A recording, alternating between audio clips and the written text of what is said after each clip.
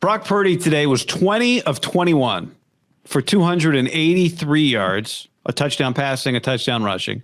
His 95.2% completion rate is a new 49ers single game record, passing Steve Young's record from 1991. Young was 18 of 20 for 90% against the Detroit Lions. His one incompletion, I remember, because it was the only one. And he made some great throws today. So what was his one incompletion? It was pressure up the gut, like throwing it out to the left, or maybe pressure off the left side. But it was pressure kind of throwing on the move. I think it was right after he'd been sacked. And then they punted. So that was the only one. So, I mean, A+ grade? Well, if you just watch, like we always talk about this, most of these NFL quarterbacks are not Josh Allen or Lamar Jackson, right? Most of them are in the middle to below. And I think, like, two guys, now I understand Carr was injured, but, like, this guy is better than Derek Carr right now, right? So we can use all the variables. Well, he's got Kyle, he's got all this talent. This guy is better than Jimmy Garoppolo. And think about those two guys specifically. Open market, they're not getting like, oh, we'll give you like $7 million. Derek got 70 guaranteed, 60 injury, and it was like to 70. And Jimmy got funny because he still had the broken bone in his foot, but wasn't it like originally like 3 years, $55 million? Like they are the bridge is even the wrong word. It's like, we think you could help us just at least be a wild card team or compete for a wild card spot. And that's very rare for that type quarterback at 30 to 32 years old, 33 years old, right? Kind of in that age range with a bunch of NFL starts to just hit the open market. And he's better than those two guys. So I think we just have to put him into context like that before, like, because if Mahomes or those guys do that, we know, like, I can't compare him to those. You got to do it for longer, but this is going, like, he's already passing the middle tier, right? And that's hard to do because once you get in that middle tier, you guys might want to Google how much Carr, Jimmy, Dak, and Kirk Cousins have made, right? So that's not, I think it comes off sometimes 2 years criticism. from now, right? Yeah. So I just, like, what would, if Purdy was headed toward free agency, like, would a guy like that make? A lot of money. Yeah, if he kept playing like this, not even 20 to 21, but kept playing like this. It almost gets, in a weird way, because quarterbacks don't get overshadowed, but it almost gets overshadowed today, partly because of McCaffrey. It's hard to play better, right? Just in terms of, like, what were you asked to do on the play? What did you do? And then plays outside of what he was asked to do. I thought the play where he scrambled right, you are hard-pressed to find a guy try to throw a window at the angle that Purdy threw when he rolled right and threw it to McCaffrey kind of over the linebacker's shoulder with a safety. I think a safety coming down on Christian and kind of put it on that spot. Incredible. He had 4 throws, almost 5 of 20 yards or more. He had the juice. Juszczyk was held early in the game. He had Ayuk over the middle for 42 yards. He had Ayuk down the right sideline for 25 yards. He had Ayuk deep down the right sideline right after the Cardinals cut it to 5. Place is kind of quiet. Not a great return from Ray. I think the Niners had the ball on like the 10-yard line or something. And Shanahan comes out and goes, all right, Brock, why don't we take a shot at Brandon? Brandon gets open, boom, 34 yards. Was that the fingertip catch? Because the fingertip catch. No, the fingertip. Oh, you know what? That might have been the fingertip catch. No. The under 6 was not the finger. The after the touchdown was not the fingertip catch. I think that was the 42-yarder or the 25-yarder earlier. The pass you're talking about, the fingertip catch, we're the only one guy's making the catch, right? It's not, he doesn't have to stop. He gets to keep moving, hitting him in stride. The fingertip catch was a better catch than a throw. And the throw was pretty damn good because only your guy's making the catch, right? Yep. And honestly, the fingertip catch is only because he's probably thinking maybe if I catch this, I can keep moving because he could extend and kind of Willie Mays basket it a little bit, I would imagine, but he doesn't. He wants to. He's like, fuck, I'm hitting these balls. I want to score. I think they. Sorry, let me add one more. And then he hits Ayuk for 20 yards when Ayuk went rolling out of bounds on the left sideline. Where on TV they were like, oh, should they challenge this? So that's 1, 2, 3, 4 20+ yard throws to Ayuk, all to Ayuk. Sorry, now go ahead. They're just an incredibly explosive offense right now because they've always, obviously McCaffrey is better than any running back and situation they ever had. And they had some good ones, right? The Raheem Morris, Jeff Wilson Jr., Breda group was pretty fucking good. Led them to Super Bowl.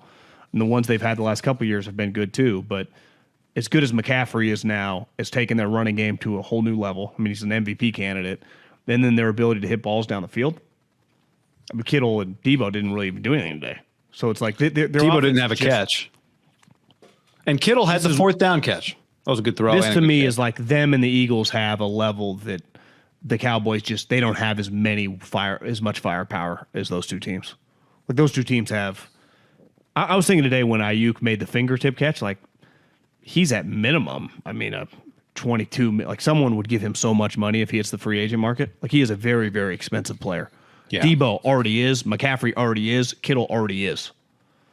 So you have four guys who are just all paid premiums. And to me, only the Eagles can really match that. And honestly, they can't, right? Because they don't. I guess DeAndre Swift has kind of resurrected his career, but A.J. Brown, max guy, Devontae Smith, like Ayuk, will be highly paid, and who knows? Devontae might even be slightly better. Goddard, like Kittle, highly paid tight end. And what's different about them is like their quarterback can kind of turn into their running back when he wants. He did a couple times a day.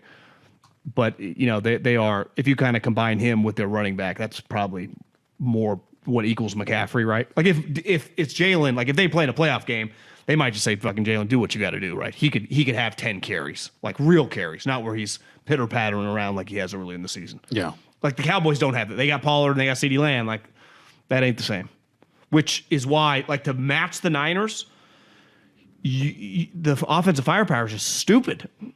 It's crazy. I mean, they went to the Super Bowl with Emmanuel Sanders. They had to trade for it in the middle of the season. Like the guy, but holy moly. But the Cardinal game really wasn't that game, right? It wasn't. Jennings was out. Debo was banged up, so he only had no catches, 3 touches. Kittle had the one big play.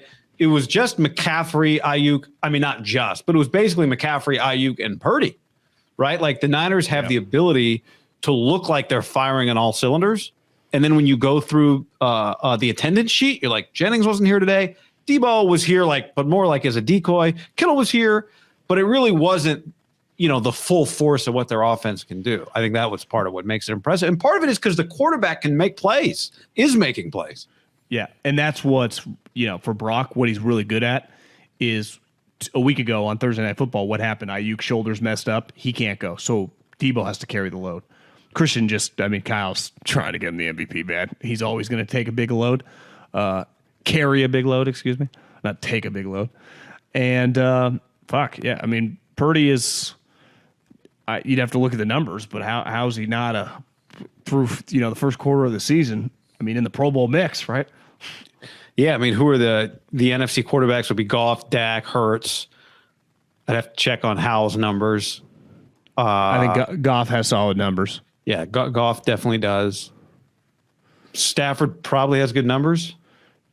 Hip injury, hurt. Did a post-game interview. I'm watching it right now. If Seattle gets 10 or 11, I could see Geno racking up a bunch of touchdowns. It doesn't matter. Getting selected to the game, you'd rather just not play in it anyway. So no. But if I told you that Purdy, if I told you the beginning of the season, even the NFC is not exactly mid-90s, Aikman, Favre, Young, some of those guys. If I said Purdy is a top 3 quarterback in the NFC and he's going to the Pro Bowl, you'd be like, what minimum wins would you put? 14? Yeah. For the Niners? Yep. Because even if their defense takes a step back, it's not going to be 16th. It'll be 7th. So you're like, wait, you got a Pro Bowl quarterback and a top probably at minimum 10 defense? That always equals playoffs. Always. Right now, Brock Purdy is 4th in the NFC in passing yards. Stafford 1, Cousins 2, Goff 3, Purdy 4. Those are the 4 guys that are over 1,000. Then you got Sam Howell, Jalen Hurts, and Dakota Prescott. Dak is 4 touchdowns, 1 pick so far this year. They have 7 defensive touchdowns and a special teams touchdown. So some of their blowouts, they're getting all these extra touchdowns. Their offense is not scoring that many touchdowns. It's the defense. I think it scored 4 touchdowns. What do all the people on the internet, on wherever they talk, that just badmouth this young man? that wanted a quarterback competition, that wanted Brock Purdy to not be this.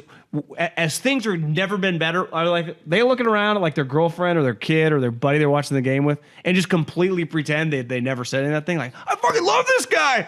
This guy's awesome. Or do they just kind of keep quiet and deep down root against them? Like, where do you think they are emotionally, mentally, and physically? I think it's a lot of I think it's pretending, hoping nobody remembers. Yeah. What are your options, really?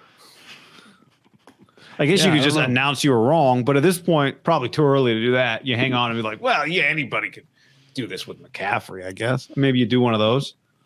But, I mean, you throw the ball as much as he's thrown the ball, right? He's thrown the ball a lot, as evidenced by the yards. Hasn't turned it over. Like, that's the part. I don't know if you saw him talk this week, but Kawakami asked him what the biggest stat that they look for on offense is. Did you see that? And he was like, by far and away, it's turnovers, not turning the ball over. He goes, after that, we can talk about yards per play and yards per attempt or whatever. But by far and away, the biggest stat for us is not turning it over.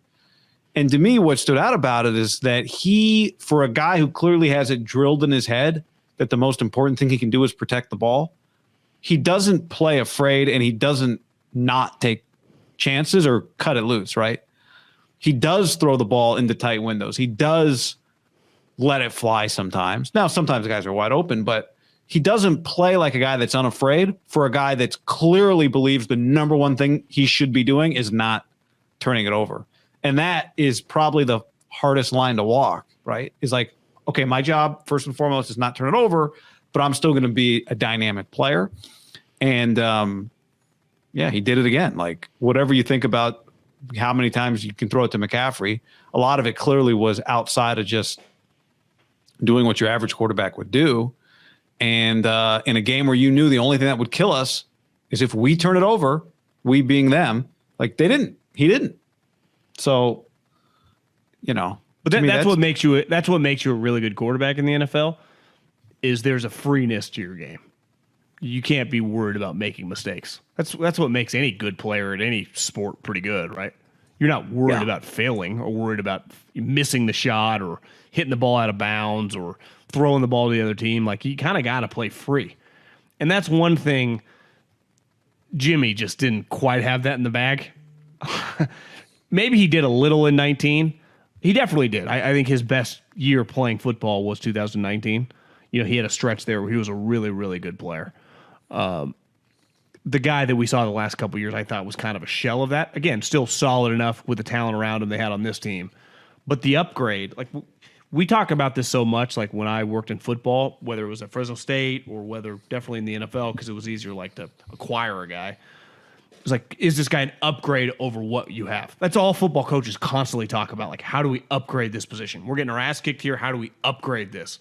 Once you get a certain level of quarterback, you don't really spend much time, right? You just don't spend any. Like, the Ravens never think about that anymore, right? Or the Chargers or the Bengals. I don't know what they're thinking. But most of these teams, I mean, even the Cowboys, you know, and obviously the Vikings have these conversations. Most humans, I don't care who you are, you know, it's the top like 5-10% of players that never get considered there. The Steph Currys, the Nick Bosas. Most guys get talked about that. And now Brock Purdy's at the point where he's such an enormous upgrade for them, right? Over what Jimmy was, what clearly Trey Lance would have been.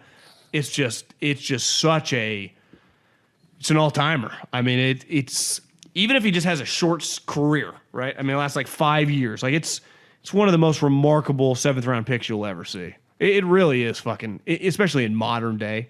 I think there was a lot more. If you look at some of the history of picks, you know, the scouting's changed so much. Like, no one's hiding anybody, especially a quarterback.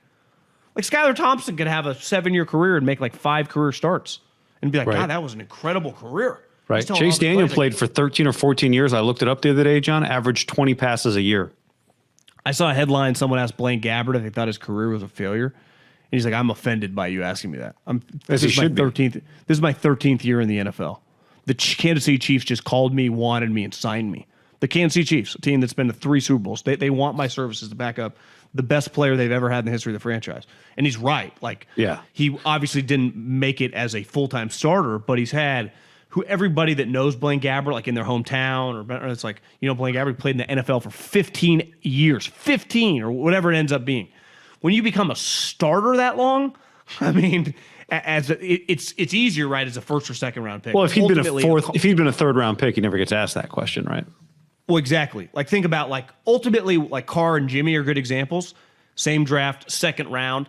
Those guys typically get an opportunity to start, right? Someone's going to give them an opportunity to be the starter at whether it's year 1, whether it's year 3, like, it's going to happen. It's very, very rare that Chase Daniel ended up, I mean, he was an undrafted free agent. Like, he's never going to get an opportunity to start, right? Brock Purdy did need luck to get his opportunity. But once it happened, he didn't just grab it by the fucking balls. I mean, he grabbed it, ran away, and he's never letting go. I mean, it's crazy. That's because that's part of the story here, guys. He's the last pick in the draft, and he's this good. Yeah. Andre asked, are we finally going to see a 4,000-yard QB in San Francisco? It's happened 3 times in Niner history. Jimmy almost did it. Jimmy came up 22 yards short in 2019.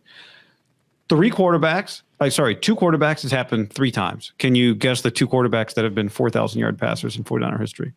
Garcia. Correct. I mean, probably not Montana, right? Yeah, but don't overthink it. Young. Yeah. Steve did it twice. The single season high is Jeff at 42.78. So Brock's over 1,000. 4 games in, that's more, it's less than a quarter of the season in. So